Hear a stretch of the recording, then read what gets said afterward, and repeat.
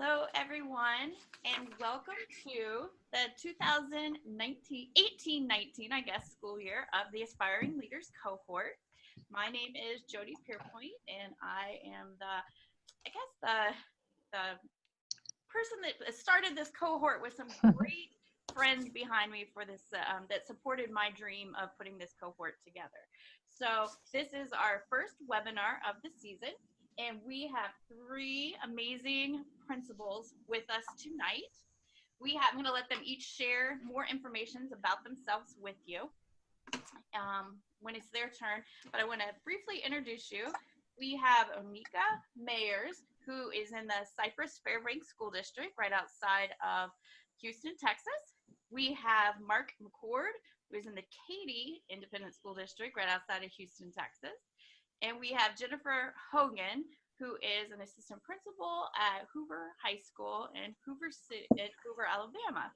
So we're lucky that when we talk about tonight, the behind the scenes of leaderships, we have all the grade spans covered. So True. I see their notes here, and I'm sure they're going to cover all these things. Participants, you will see, as I said, we have a chat bar going, and anybody that's watching the video replay of this, they will share, and I will have on our website contact information for all three of our mentors and our host tonight. If you have questions, you can either contact me and I will get a hold of them, or you can contact me. These three wonderful mentors and dedicated leaders through their contact information. So if you don't mind, thank you to the three of you for spending your time to be mentors to us aspiring leaders and giving more of your time when I know you've already had a long day. So thank you. Absolutely. Thank you, Jody. I'll go ahead and kick us off. I want to introduce myself to everyone. I'm Jennifer Hogan. I am currently in Hoover, Alabama, which is just a little suburb of Birmingham, Alabama. This is the fourth school that I have been in my education career. So I really see that as a blessing to get to work under different leaders and different styles and just learn different things along the way. I've been a teacher, a coach, a assistant principal, and a principal, and not necessarily in that order. So I have a wide variety of experiences, and I'm happy to share those with you tonight or anytime. So please feel free to reach out after this. Like I said, I'm currently an assistant principal at Hoover High School. We are a suburban high school of about 3,000 students. I'm the assistant principal of curriculum. And so I work with professional development a lot, work with our teachers. We are gearing up for course selection, so that's always fun, and it's a great time to review expectations from different levels of courses. This is my 13th year as an administrator, and so I'm real excited to talk tonight and really thankful to Jody for organizing this cohort. She's the founder of this, the second year for us, and the topic is behind the scenes of leadership, so I think we've got some really neat things to share with you tonight. So feel free to ask questions too, maybe the mystique or mystery about leadership. So feel free to put that in the chat bar and we'll be sure to answer. Awesome. I'll go next. Jody, I may have to reach out to you, Jennifer. My eldest son is now in middle school. Well, I need to reach out to Mark, but I'll know who to contact when he gets to high school. Absolutely. Because I'm only familiar with elementary. I understand. Over the last 20, 21 years, I think I've lost track. I'll count. But my career started in New York City, in Brooklyn. I started as a substitute teacher, and then absentee and coach and assistant principal for 7 years, all in one building. And then I transitioned to Houston about 7 years ago. I was an assistant principal again when I moved here for another year, and then transitioned to role of principal. So this is my 6th year as an elementary campus principal. I call myself the lead learner, really, versus a principal, because I really, really believe in being a lead learner and really being that model. And it's an exemplar for not just our staff, but our students as well. Always talk to them about what I'm learning and growing, and that they can see me as that committed lifelong learner. But I'm truly passionate about, I feel as though as a leader, if I do not give back and serve, help groom and grow other leaders and help them in that capacity, then I am not being of service to our profession. So I am so appreciative of Jody for allowing us this opportunity and this platform in order to just kind of share our stories, because that's pretty much what it is. You know, experience is always the best teacher, and so we can share our experiences to help future leaders. And I really, really feel like that is what's so, so, so important. I know that was missing for me when I put on that leadership hat, because nothing can truly ever prepare you for it until you're sitting in it. Really and truly, that job is embedded learning. If you have someone that can support you as you move into that, and to really help you set the success, it just makes a difference between having a successful start of your administrative and leadership career. So thank you so much for allowing me the opportunity to share with you all tonight. Awesome. So I want to also thank Jody for facilitating this and getting it all going. It really is an honor to be here with all you guys and learn from you, and I'm excited about that. My name is Mark McCord, and I'm in my 32nd year as an educator. And I started off as a science teacher, and I've taught 6 through 12 in that, mostly in junior high or middle school. I'm very proud of that 13 years in the classroom. I want to say that really that probably taught me as much about being a leader, because I was a teacher leader in there as well, department chair and a content team leader and those kinds of things. But those were training grounds for me to get where I am now. And I was an assistant principal for 6 years, and then for the remainder of that, I've been the principal at 3 different campuses. Most recently, where I am now in Katy ISD at Stockton Junior High. We are a new school that opened last year, and it's super exciting. It's 6 through 8. The building's around 950 right now, but we're going to grow. I don't know, 1,500 will be huge. Katy is a large suburban district west of Houston. We have over 80,000 students, and we were junior high number 15, and 16 is being built next year. And so that's a little bit about my background. I also consider myself a lead learner like Onika. And it's been quite a journey. I enjoy the work. I love to build capacity in others, and I do consider myself to be a servant leader. And I guess, you know, I'm the one that's sort of kicking off the topics tonight. And I know this is behind the scenes of this leadership thing. And, you know, when I think about behind the scenes, are those things that are surprising maybe to those that aren't in the role. And I guess for me, if you were to think that leadership in an educational setting was sort of like being the leader of a, say, a public sector organization where, you know, you're the boss and you have this great line authority and you have your minions that are doing all your work and you direct people, you know, it certainly is not like that. We do have the ability to hire and fire people, but that's not what makes it work in the field of education. We really are kind of an inverted pyramid where we sort of sit at the bottom. Our power comes through influence and relational kinds of tasks, and so that's our role, you know. And to me, the thing that we have to do is we have to model what it is that we want for others to do. So if we want our teachers to be kind, we must be kind, right? If we want them to smile and greet the kids, then by gosh, we got to smile and greet the teachers and the kids, right? They should see us do everything. And so really, whether that's risk-taking or being vulnerable, admitting your mistakes and talking about how you learn from your mistakes, all those kinds of things that we hope that the kids will ultimately do, the teachers will do, we must model ourselves. And so that may not be behind the scenes because that's pretty transparent and out there, but the behind the scenes work is within yourself, right? It's your values, it's your beliefs, it's how you roll as a person. And so I think there's no higher calling to be in service to others, but it's a challenge because you think about, we have authority over the teachers, but if we're in service to them, how do you work through that? That's a challenge. That's where your power is the power to influence. If you are all about policing and top-down power, all you get is compliance. It's at a low level, and when you're not around, nobody does it, right? So, I mean, that's just the nature of what I believe it's all about. And so, you know, you get what you model. I think Jimmy Costas was the first time that I ever heard someone say that really stuck in my head. I know he's a thought leader and an edu hero for a lot of us. And I think that's so very true. And so, yeah, I don't know if y'all want to, I'll just pile on. I got a couple little topics here. Y'all just want me to keep going, Jody? Is that the way we roll? Okay.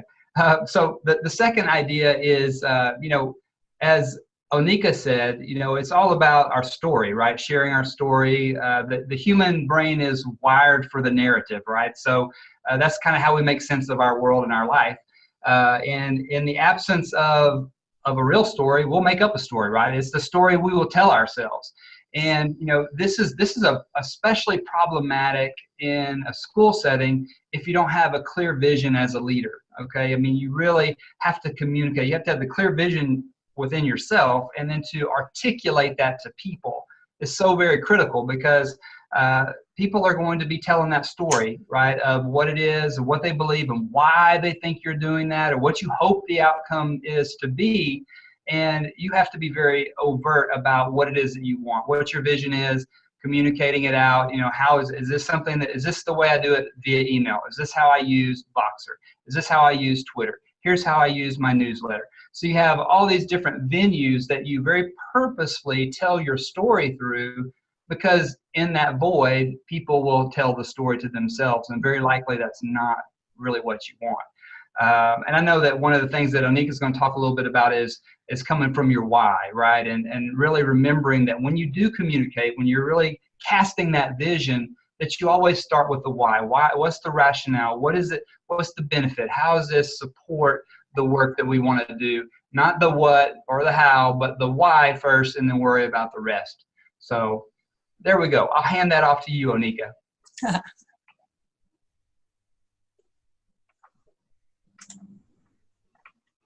Uh-oh. I'm muted.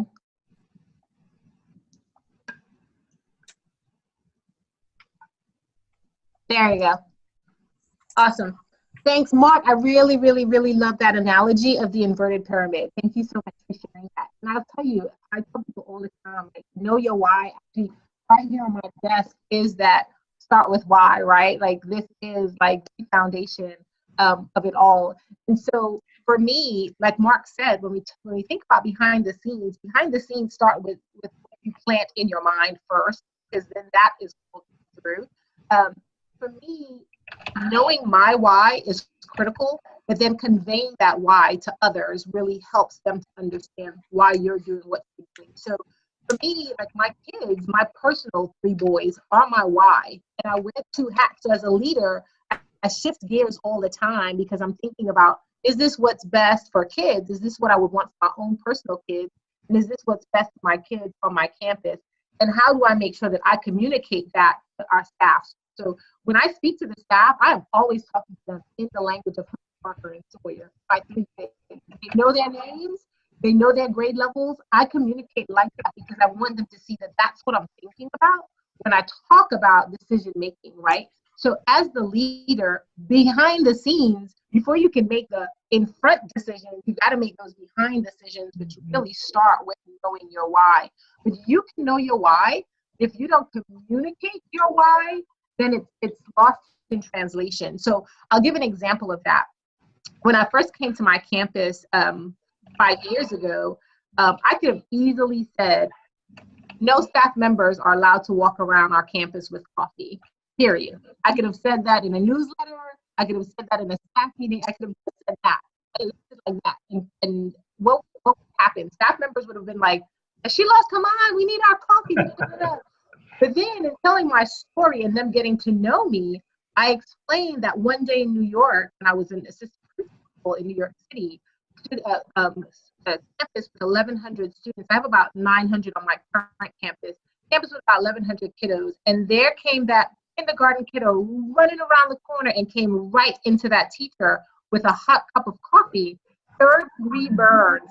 And I was the one that could not get in touch with the parent and had to ride in the ambulance with that kiddo until the parent came, right?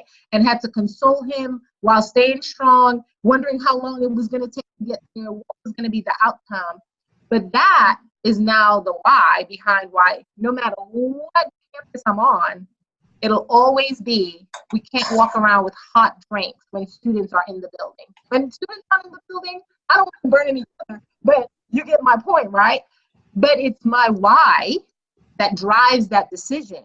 And now it's so ingrained in our why and our culture in our building that when substitute teachers come in, you'll hear the staff going, hey, I'm so sorry, but here at Kirk Elementary, we don't walk around with hot. You mind just kind of stepping into the lounge, right? So it's become a part of our why now. But think about that simple scenario of just saying that or communicating the why.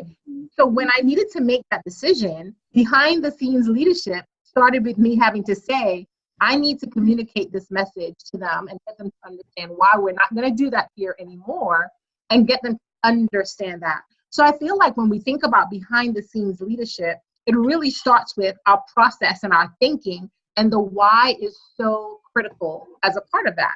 As part of my why, so I think about my kids and I communicate that. I think about what experience do I want them to have. And I tell them all the time, listen, man, those are the things I have. I'm not hiding my best in my closet and sending you those 3. Like, that's all I have. That's what I'm sending to school every day. That's what our parents are doing, right? Our parents are sending us their best. So it's how you think about your why in terms of before you even get to that critical decision making, right? So that why and knowing that why is all about showing, not telling, like what Mark said, right?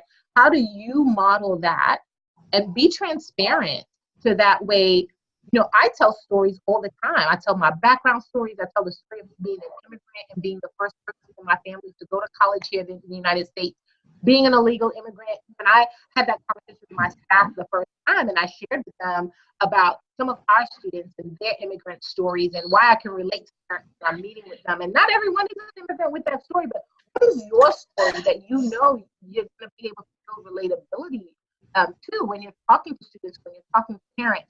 And when I shared that, I mean, I had staff members that came out of the woodworks and shared their stories and their immigrant stories, and they were still waiting for visas and all these other types of things. That transparency, and it was purposeful because we were going through a boundary shift that year, and I knew we were getting ready to bring some families in that my staff was not used to having on our campus. So I felt I needed to communicate my story. So again, behind the scenes leadership, thinking about way before I know I needed to deliver that message, how was I going to deliver that message? What was going to be the why that I was going to share to then have them embrace the what I needed them to do as a follow through. So knowing that why is so critical, but you can't just say it that one time. You've got to show it in every single thing you do. Just like Mark said, if you want teachers high-fiving kids at the door in the morning, you better be out there high-fiving staff, high-fiving parents, because as an aspiring leader, the one thing I say, and we live in the world now of social media, you are always on. You don't have a moment where you're off, and we don't get to do do-overs and say the wrong thing, you know, so you're always on. So let that why behind the scenes drive those decisions. And you know, when you get into this seat, it's funny because you can't see my chair, but my chair is actually green, which is kind of rare because it's actually like a black chair or a blue chair, but I'm 6 feet tall. And when I got here, I was starting to have back pains because I was like sitting in like a terrible chair. And the district was like, well, come to the distribution center and you got to sit in this chair. And they had to figure out what chair was like the best chair for me with my height. And so I ended up with this green leather chair. So people on my campus, they have a joke. They go, well, if you sit in the green chair, you get to make those decisions. It's kind of like a little thing. It's the only green chair in the building. But when you sit in this green chair, you know, there's that age-old adage, it's lonely at the top. But I say now I have the opportunity to write the book this summer with a few colleagues across the country. And my chapter was really on this same topic in terms of how do we stay connected as leaders, right? So there's that age-old adage of it's lonely at the top, but it doesn't have to be. That's no longer like a requirement for this position as an aspiring leader. That's a choice, right? Being lonely at the top is a choice. So what I will say is behind the scenes of leadership, because you're making so many decisions. Like I go home and I tell my husband sometimes, if it's the anthill on the playground or it's the STAR test scores, it's all my responsibility, right? It doesn't matter. But I can't use my husband as the dumping ground all the time. I've got to have other people in the profession that's going to help you behind the scenes of leadership. So behind the scenes, when you have to make those decisions, and sometimes you've got to stop and say, hold on, I need some time to make that decision. Who are you going to call upon? You have to start thinking about who are going to be the people in your corner that you're going to be able to trust, that's going to really be able to be honest with you, because in this capacity, people want to please you. They're not necessarily going to be honest with you, right? But you need that honesty to help you grow and make right decisions. So think about who's mentoring you, who's coaching you. Are you part of a Voxer group maybe with, Perhaps it's a book study Voxer group, or it's I'm part of Moms of Schools, Principles in Action. Now, thanks to Jennifer, part of their group. So you kind of have to diversify too, because with one group, you might need this level of support. You know, my secretary is my right hand, my do or my die. Like on days where I feel like, thank goodness I only have water in this bottle, my secretary might be the person I can just kind of like vent to behind closed doors in a secret closet where no one else can hear me, and then go back out and smile and everything will be okay. So in order to think about making those critical decisions and thinking about decisions, because Jennifer is going to talk about that, you have to think about who's going to help to support you through that decision-making process, because the days are going to come as a leader when you need that level of support. So critical things to think about. But all of that happens behind the scenes before you even get to be in front making those decisions. So thanks for allowing me to share my story with you. Yeah, that is awesome. You and Mark both shared so many good things, so many nuggets. And one of the things that I want to just piggyback on had to do with having a mentor and having a support network. Just being a part of this Aspiring Leaders cohort is such a step in the right direction, and something that I don't think was even around when I was considering becoming an administrator. Social media actually wasn't around. That was so long ago, but it's such an easy way to connect, and what a positive group that Jody has assembled. And then I would encourage all of you, if you're listening to the playback or you're listening to this live, if you are not in a Voxer group with your mentor or don't have a regular means of communication, go ahead and start that up. Ask your mentor if you could create a Voxer group just for you two to communicate with, or if you could put it on your calendar to send a weekly check-in with your mentor. Don't be afraid to take that first step. Something that I say often is dig your well before you're thirsty. So don't wait until you get into the position of an administrator before you try to find a support network. Go ahead and find it now. That's all the stuff that you do behind the scenes. Onika mentioned a Voxer group that I started a few years ago called Women in Ed Leadership. And so, you know, it's a support network for females who are in these leadership roles. And from there, I have a small group that I am in contact with. And it's more of a personal nature. It's just a small group where we're in these leadership roles together, and we can pick each other's brain, be real honest with each other, share with each other. But like she said, you know, with her secretary, she can shut the door, vent, and then go back out there. Because behind the scenes, you definitely are a real person and want to be authentic with your staff when you get in these roles. But you have to remember that they are looking to you, and you do need to model resilience. You need to model happiness, and you need to model leaving your baggage at the door and those sorts of things that Mark talked about. If you want your kids to high five, then you go out there and high five your staff, and be that person out front. But you got to take care of those things behind the scenes. And so when we think about decisions that we have to make that are really tough and hard, we sometimes make those behind the scenes. Sometimes we don't have to do them behind the scenes, but I would say that the skill that you need going into being an administrator is being able to make those decisions. So how do you get good at making decisions? You practice making decisions. So now in your role, if the only decisions that you're making involve for your students, find a way to plug into making decisions like with your PLC, with your grade level. See if you can join some committees. Start studying leaders around you and how they're making decisions. You really want to ensure that you have diversity in your group or your committee. I bring this up because it was mentioned in the small group that I'm a part of, where I'm a mentor for a few mentees. Mark is also one of the mentors for that small group. And it was asked, how do we do that? How do we assign people to committees, or how do we let people volunteer? Is it always the same people? And so you really want to be proactive about decisions that you have to make, and ensuring that everybody's voice is represented, and that you really have those diverse opinions as a part of that, so that you're making the best decision. And that is part of a mindset that you have behind the scenes for making those decisions. So I did want to mention that, since it had come up in our mentee mentor Voxer group.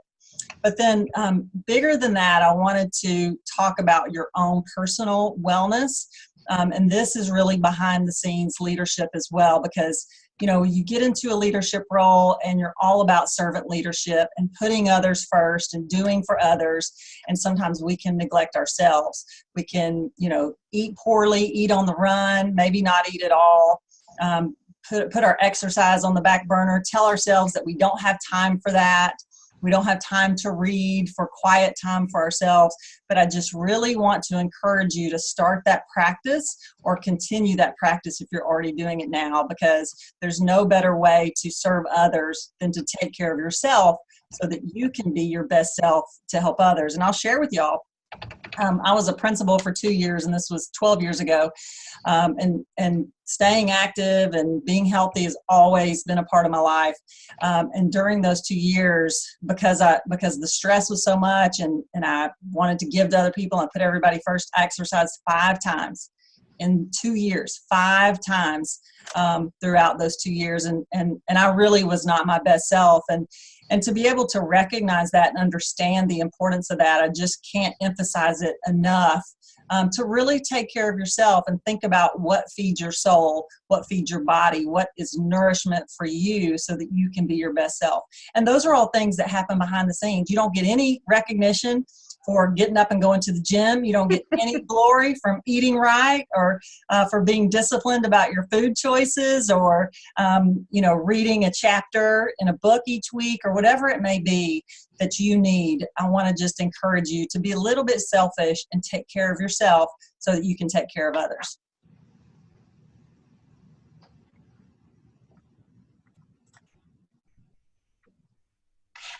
Mark, I'm going to let you wrap up for us. Okay, absolutely.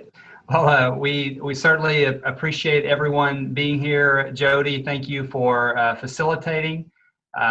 Looking forward to continue to work with the mentoring network and the group that you guys are in. Jennifer, I appreciate you having me in on that as well. I love the work. I love to build capacity in others. I think that it's probably our biggest job is to build capacity, and I'm glad that you're aspiring to lead in the educational setting. It's not an easy thing, but it is doable with support and the right mindset. And we need great leaders for our kids. Bottom line, there's no higher calling in my mind than what we do on a daily basis. And that's the great thing about our role.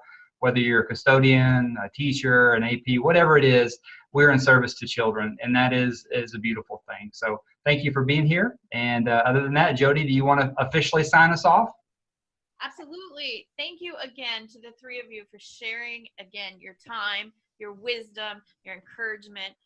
All of us are very appreciative of what you do and are role models to us as we go forward in this profession. I'm going to encourage everybody. We're going to have a series of these webinars. So if you're watching this on replay, to continue to check out our website to watch the future episodes that we have, the future webinars. We will also have on our website a list of ways to contact all of our mentors, or you can email me and I will get a hold of each one of these mentors. But again, thank you so much for all you do, for all your inspiration, and definitely, I think it's just exciting to be able to think about what's in the future for us. So thank you. Thank you so much. Stay connected, everybody. Thank you. Bye, y'all. Thank you. Bye. Thank you, everyone, and we'll see you in 2 weeks when we talk about building culture.